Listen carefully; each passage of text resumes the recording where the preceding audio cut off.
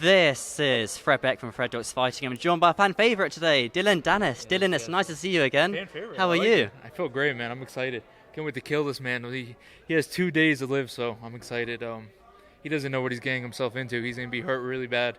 If he doesn't tap quick or he doesn't move, when he doesn't zig when he should side, he's going to be hurt really bad. So I hope he taps quick. He's not in the hospital. Does it feel nice you're kind of back to where you belong, the bread and butter, the MMA side of things? No more boxing for you? Yeah, boxing's a fake fight. I've been saying that forever. It's a half a fight, So I'm for real fighting. I come from a lot of street fights in the city, and you don't do boxing. It's different, I've been training my whole life for real combat, so I'm excited. That's the best part about it. I think this fan base is not going to understand what's going to happen in there. They won't even understand when he taps because they're not going to understand it's going to be so complicated. The precision. Yeah, it's going to be so complicated. Yeah. Will it feel weird doing MMA in a boxing ring? Because you're normally used to an octagon. I don't care if it was a bathroom, if it was a fucking goddamn room. I don't know. It doesn't matter. I'm ready to fight anywhere. You know what I mean? If he wants to go fight right now, he just walked to the bathroom. I'll fight him there and kill him. It doesn't matter where it's going to be. He can't even touch me. So he doesn't understand what he signed up for. I feel bad for the kid. It shouldn't have been him. It should have been Tony. But Tony bitched out. So that's how it goes. And so, in your mind, you beat Warren Spencer on Saturday, and you want to stay active, obviously. Would you have you done a long-term deal with Mrs. MMA, or is it just a one-off fight for this one? We'll see. Me and Mams, he has to talk money, but the UFC has been talking to me, so okay. We'll see. I definitely want to. If Tony wins, I definitely want to fight him and defend the belt. I think that's a good one. That's a fight that should have happened. A lot of people wanted to see it. It was a big fight, so I think give the fans what they want to see. You've had a very unlucky year. I know you've been at that fight with Tony Ferguson, and the fight against KSI. You pulled out this time. I pulled out one time against KSI, and it was a different reason. But I had Tony, I had KSI. I was lining up fights. We had Perry, we had Masvidal, we had Nate Diaz, we had Eddie Hall. There's so many names like Cabo Cerrone, Ben Henderson. There's names I can. And you can ask Mams. He can confirm all these. We had a lot of names I was trying to go. So. This one was not even going to happen because of Tony, and I was like, you know what, fuck it, I'm staying active. I'm going to fight anybody. So give me this little bum to kill. That's it. And what happened with the KSI fight? I think he faked it. I think he, I don't know, he wanted an advantage that he didn't have, or something happened. To be honest with you, it was a hard one to put my finger on, but he definitely was scared. I mean, he said we're going to fight. Like he said on Twitter, yeah, this fight's not going to happen. It's postponed. But he went running, and then he acted like his hand was hurt, and then he's out clubbing. He acted like he was sick. He's clubbing. So I don't know. He seems like a little liar. I hope I see him today. They're going to keep him away from me, but I got to get my revenge for that pancake. A little smack to the face, break his little ugly-ass nose, big-ass forehead. Can't miss the thing, so I'm excited. You think it's going to kick off today at the press conference? I'm ready to go. I'm coming after everybody. Yesterday I was being the nice guy, but you know what? No more Mr. Nice Guy. No Mr. Yeah. Nice Guy. But all these guys try to, in my opinion, try to be really nice to me because they don't want me to go after them. It's like they know what I'm capable of, so they always try to be buddy and this and that, try to make sure that I don't go off on them because they don't want that smoke. But you know what? We'll see what happens up there. So you and Darren Till, you seem cool. There's a video that got put out the other day of you guys talking. He came out with respect. I'll show respect back, but once we're up there, this is a fight game. Anything can happen. It's fans now. It's a lot different. I mean, he came with respect, so I show respect back. But then you do have Tony Ferguson, Luke Rockhold, and KSI, three people who you do have beef with. I mean, I have beef with everybody. You know what I mean? Me and Till being respectful doesn't mean that we don't want to fight each other and knock each other's heads off. You know what I mean? I have respect for everybody up there, but at the end of the day, I take them all out in one night.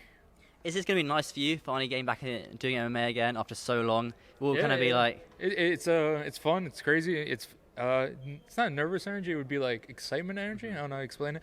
But, yeah, man, I've been away a long time, and I've sharpened the tools a lot better. I think people don't expect what's going to happen in there. It's going to be really bad, man. I feel bad for this kid. I hope he pulls out or something because it's going to be so bad. No, you don't hope he pulls out. There's a weird part of me that feels bad because he's going to be out for at least 2-3 years, man. He doesn't understand what he's signing up for. I think he thinks, I'm just going to get the clout off this or something, but he's going to get hurt, man. He'll see. I guess you have the 2 minutes to watch a murder, It'd be a nice murder. Have you got an exact prediction of how it's going to go down? No, I'm just going to play with him. Okay. I could do whatever I want, That's the one thing about this fight. I can win in so many ways, so I get to decide when I'm in there. I could just... Yeah, it's gonna be fun. It's gonna be a good watch. I'm excited to see what's gonna happen. Like I wish I was watching it because it's gonna be so fun to watch. You saw I did to Wade, and Wade's a good boxer. Like that level of boxing, So, I mean, his level is not. He thinks he's Mike Tyson or something. He thinks he's gonna be able to stop me. He can't stop me. Is Conor McGregor gonna come down and support you? You never know with him. He might show up at out of the rafters. He shows up at places sometimes, but I think he's in Italy right now training hard. But I've been talking to him every day, and he's been supporting me throughout the whole fight. You know, I'm not the kind of person to say, hey, come to the fight. But, you know, when it's a bigger fight, maybe he'll come through. You never know, though, to be honest with him. So unpredictable. He shows up anywhere, you know what I mean? So you never know with him. He might ride the yacht into the English fucking canal, whatever that shit is. The English Channel. Channel, yeah. He might ride the boat in there, but you never know, yeah. And what's going on with your lawsuit with Logan Paul and Nina? It's still going, yeah. I'm doing depositions every day, every other day. Still doing all this non-stop fucking lawyer shit, man. It's fucking exhausting. But it is what it is, you know. I'm going to end up winning and then proving the world that I was right. So, you know, you might have won the battle, but I won the war. Even though I won the battle because security jumped in and I think it was disqualification on his end, but it is what it is. And maybe we get the MMA fight after I show that I won the lawsuit. Because you guys shook hands on that MMA fight, didn't you? Yeah, but he's not a man of his word, you know. I could say a lot, but I'm in the lawsuit, so he's not a man of his word. Yeah, I'm just gonna say that. Gotta be careful. Gotta be careful. Your lawsuit. Careful what I can say here, because I can say a lot of good things. I mean, not good things, but you know, bad things. But he's not a man of his word. He's a pussy. Even in the KSI build-up, he was taking down all the stuff on his own. You know, if you saw that, there was videos that were getting like 10 million views, like 11 million. He didn't want to be a part of it. He made the zone. He was threatening to sue the zone of using his name and likeness when he was part of the fight. That'd be like a UFC fighter trying to get taken down, like their knockouts. So he's just a pussy, man. He's been trying to like do so many things behind the scenes. He's not a real man. He's just like his brother Jake. That's why he's fighting a 125 pounder.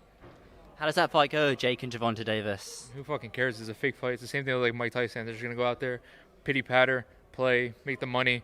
Oh, that was a great fight. This and that. Good job, you guys, and then go home. You know what I mean? Awesome. Just one last thing before I let you go. How's John Kavanagh doing? He's my third ever interview. Always got a lot of love for John. He's the best. I love John. I haven't seen him in a while. You know, he has a nice, beautiful family now. He's out in Ireland. Haven't been to Ireland in a while, but I always love and always have respect for John.